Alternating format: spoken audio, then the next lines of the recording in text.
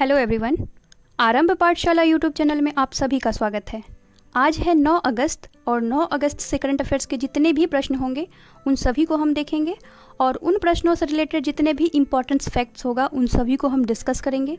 तो वीडियो को लास्ट तक देखें और अगर आप हमारे इस चैनल पर नए हैं तो इस चैनल को सब्सक्राइब करें, साथ में बेल आइकन को भी प्रेस करें।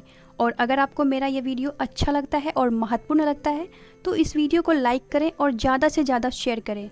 और वीडियो के लास्ट में आपसे एक रिवीजन का प्रश्न पूछा जाता है, तो उस प्रश्न का आंसर आप लोग कमेंट बॉक्स में देंगे। तो चलिए शुरू करते हैं आज का पहला प्रश्न से। आज का पहला प्रश्न है, हाल ही में भारत छोड़ो आंदोलन की 78वीं वर्षगांठ कब मनाई गई है? तो इसका आंसर है ऑप्शन नंबर ए, 8 अगस्त। 8 अगस्त 1942 में भारत छोड़ो आंदोलन की शुरुआत हुई थी और अब 8 अगस्त को भारत छोड़ो आंदोलन की 78वीं वर्षगांठ मनाई गई है। तो चलिए हम इससे रिलेटेड कुछ अन्य पॉइंट्स को देखते हैं। 8 अगस्त 1942 को बम्बई के ग्वालियर टैंक मैदान में अबुल कलाम की अध्यक्षता में कांग्रेस कमेटी की वार्षिक बैठक हुई थी और इसी अधिवेशन में भारत छोड़ो प्रस्ताव को पारित किया गया था। और इसी भारत छोड़ो आंदोलन के दौरान महात्मा गांधी के द्वारा करो या मरो का नारा दिया गया था। और एक पॉइंट्स और याद रखेंगे कि भारत छोड़ो प्रस्ताव का जो प्रारूप था वो मौलाना अबुल कलाम के द्वारा बनाया गया था। तो इतने पॉइंट्स आप लोग इस प्रश्न से याद रखेंगे। तो चलिए नेक्स्ट प्रश्न की ओर चलते हैं। हाल ही में यूपीएससी के नए अध्यक्ष किसे नियुक्त किया गया है? तो इसका आंसर है ऑप्शन नंबर ए, प्रदीप जोशी। प्रदीप जोशी को यूपीएससी के नए अध्यक्ष के रूप में नियुक्त किया गया है और ये स्थान ग्रहण करेंगे अरविंद सक्सेना की। और प्रदीप जोशी का जो कार्यकाल होगा वो 12 मई 2021 तक इनका कार्यकाल होगा। और अब बात आई है यूपीएससी की, तो इसकी स्थापना 1 अक्टूबर 1926 में की गई थी और इसका जो हेड क्वार्टर है वो है न्यू दिल्ली में। चलिए इससे रिलेटेड कुछ अन्य पॉइंट्स को हम देखते हैं। हाँ, अगर हम बात कर रहे हैं संघ लोक सेवा के बारे में तो यहाँ हम राज्य लोक सेवा के बारे में भी देखेंगे क्योंकि इन दोनों में बहुत कम भिन्नताएं देखने को मिलती है। तो चलिए हम उसको देखते हैं। तो संघ लोक सेवा आयोग के विषय में जो वर्णन किया गया है वो हमारे संविधान के अनुच्छेद 315 से लेकर 323 तक जो है संघ लोक सेवा के बारे में वर्णन किया गया है। और राज्य लोक सेवा के बारे में अनुच्छेद 315 से लेकर 323 तक जो है राज्य लोक सेवा के बारे में वर्णन किया गया है। तो इसमें तो बहुत समानता देखने को मिलती है। और अगर हम बात करें तो संघ लोक सेवा के सदस्यों की जो नियुक्ति की जाती है वो राष्ट्रपति के द्वारा की जाती है और राज्य लोक सेवा के सदस्यों की नियुक्ति जो है वो गवर्नर के द्वारा की जाती है। और संघ लोक सेवा के सदस्यों के जो कार्यकाल होते हैं वो 6 वर्ष या 65 वर्ष के उम्र तक वो अपने पद पे बने रहते हैं। और राज्य लोक सेवा के सदस्यों की जो कार्यकाल होती है वो 6 वर्ष या 62 वर्ष की उम्र तक वो अपने पद पे बने रहते हैं। यहाँ पे एक पॉइंट बहुत गौर करने वाली बात है और इसी पॉइंट से हमेशा एग्जाम में क्वेश्चन पूछा जाता है कि राज्य लोक सेवा के सदस्यों की नियुक्ति तो गवर्नर के द्वारा की जाती है परंतु उसे उसके पद से हटाने का जो अधिकार है वो सिर्फ और सिर्फ राष्ट्रपति के पास है।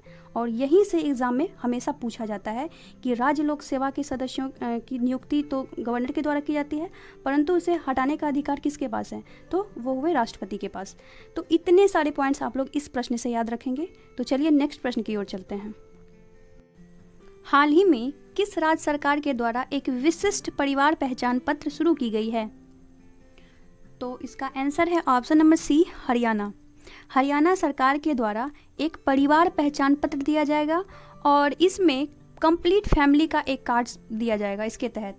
और इस कार्ड में 8 डिजिट का एक यूनिक नंबर लिखा रहेगा। तो ये कार्ड जो है हरियाणा सरकार के द्वारा प्रदान किया जाएगा। और अब बात आई है हरियाणा की, तो चलिए इसको हम इंडिया के मैप में देखते हैं। हरियाणा का लोकेशन ये है, इंडिया के मैप में हरियाणा का लोकेशन। और यह अपना बॉर्डर 5 राज्यों से शेयर करता है, पंजाब से, हिमाचल प्रदेश से, उत्तराखंड से, उत्तर प्रदेश से एंड राजस्थान से। और हरियाणा का जो कैपिटल है वो है चंडीगढ़। और यहाँ के प्रेजेंट टाइम में जो चीफ मिनिस्टर हैं वो है मनोहर लाल खट्टर। और प्रेजेंट टाइम में जो यहाँ के गवर्नर हैं वो है सत्यदेव नारायण आर्या। तो चलिए नेक्स्ट प्रश्न की ओर चलते हैं। हाल ही में शार्ली एंड ग्रेव का निधन हो गया, वह क्या थे? तो इसका आंसर है ऑप्शन नंबर सी, उपन्यासकार। शार्ली एंड ग्रेव जो थे वो एक उपन्यासकार थे और ये इम्पॉर्टेंट इसलिए है क्योंकि इन्हें 1965 में पुलित्जर पुरस्कार से सम्मानित किया गया था। और इनको यह पुरस्कार इनके द्वारा लिखी गई पुस्तक थी the keepers of the house. इनके लिए इन्हें पुलित्जर पुरस्कार 1967 में प्रदान किया गया था। तो चलिए नेक्स्ट प्रश्न की ओर चलते हैं। हाल ही में किस पेमेंट बैंक ने दुकान बीमा शुरू करने के लिए भारतीय एक्सा के साथ समझौता किया है? तो इसका आंसर है option number B, Airtel payment bank. Airtel payment bank ने एक्सा के साथ समझौता किया है दुकान बीमा शुरू करने के लिए। और अब बात आई है एयरटेल पेमेंट बैंक की, तो इसकी स्थापना 2017 में हुई थी और इसका हेडक्वार्टर जो है वो है न्यू दिल्ली में। तो चलिए नेक्स्ट प्रश्न की ओर चलते हैं। हाल ही में अमेजिंग अयोध्या नामक पुस्तक किसके द्वारा लिखी गई है? तो इसका आंसर है option number A, Neena Roy. Neena Roy के द्वारा अमेजिंग अयोध्या नामक पुस्तक लिखी गई है और इस पुस्तक में अयोध्या के विषय में विस्तृत वर्णन किया गया है, साथ ही साथ भगवान श्री राम और माता सीता के विषय में भी व्याख्या किया गया है। और इस बुक को जो लॉन्च किया जाएगा वो नवंबर 2020 में किया जाएगा। तो चलिए हम अन्य सभी ऑप्शंस को देखते हैं। तो विजय कुमार चौधरी के द्वारा हाल ही में एक पुस्तक लिखी गई थी सियासत में सदस्यता, और इस पुस्तक को जो लॉन्च किए थे वो बिहार के मुख्यमंत्री नीतीश कुमार जी के द्वारा इस पुस्तक को लॉन्च किया गया था। और अरुंधति रॉय के द्वारा एक पुस्तक लिखी गई है the God of small things, इनके द्वारा ये पुस्तक लिखी गई है। तो चलिए नेक्स्ट प्रश्न की ओर चलते हैं। हाल ही में लेबनान सरकार ने बेरूत में हुए विस्फोट हमले के कारण देश में कितने दिनों के लिए इमरजेंसी लगाने की घोषणा की है? तो इसका आंसर है ऑप्शन नंबर बी, 2 सप्ताह। लेबनान का कैपिटल बेरूत में जो अमोनियम नाइट्रेट गैस का जो विस्फोट हुआ था उसके कारण अब लेबनान में जो है 2 सप्ताह की इमरजेंसी लगा दी गई है। तो अब बात आई है लेबनान की, तो चलिए इसको हम वर्ल्ड मैप में देखते हैं।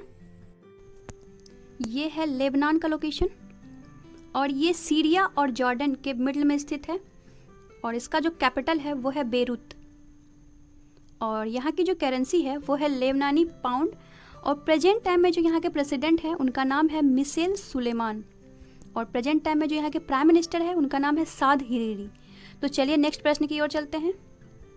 हाल ही में कैपिटल इंडिया फाइनेंस लिमिटेड के नए अध्यक्ष किसे नियुक्त किया गया है? तो इसका आंसर है ऑप्शन नंबर ए, हर्ष भनवाल। हर्ष भनवाल को कैपिटल इंडिया फाइनेंस लिमिटेड के नए अध्यक्ष के रूप में नियुक्त किया गया है और हर्ष भनवाल इससे पूर्व नाबार्ड के अध्यक्ष थे। तो चलिए नेक्स्ट प्रश्न की ओर चलते हैं। हाल ही में भारत की पहली किसान स्पेशल पार्सल ट्रेन महाराष्ट्र से किस शहर के लिए शुरू हुई है?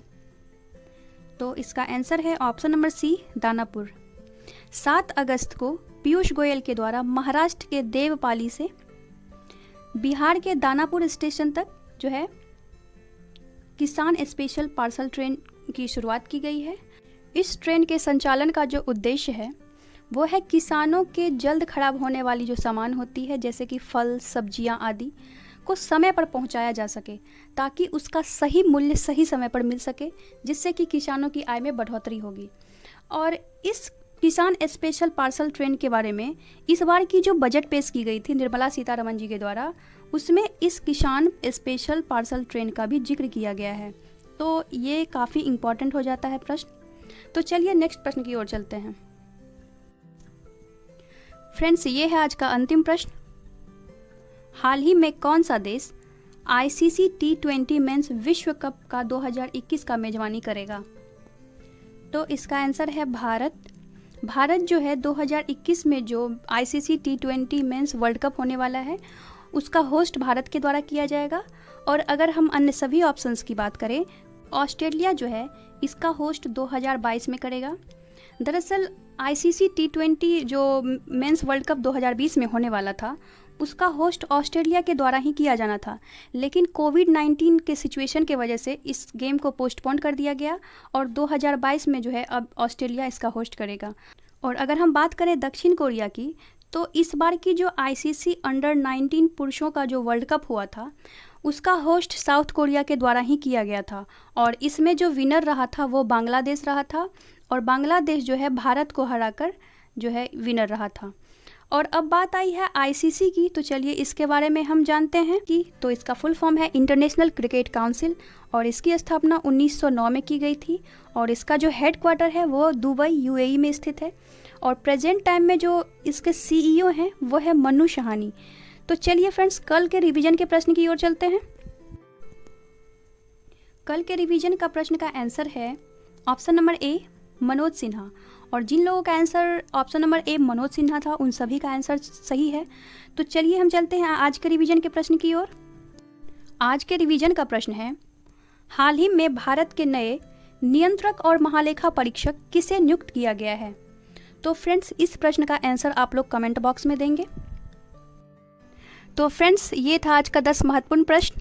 आई होप आपको मेरा ये वीडियो अच्छा लगा होगा और बहुत कुछ सीखने को मिला होगा। अगर आपको मेरा ये वीडियो अच्छा लगा है तो इस वीडियो को लाइक करें और ज़्यादा से ज़्यादा शेयर करें और एटलीस्ट 1 स्टडी ग्रुप में इस वीडियो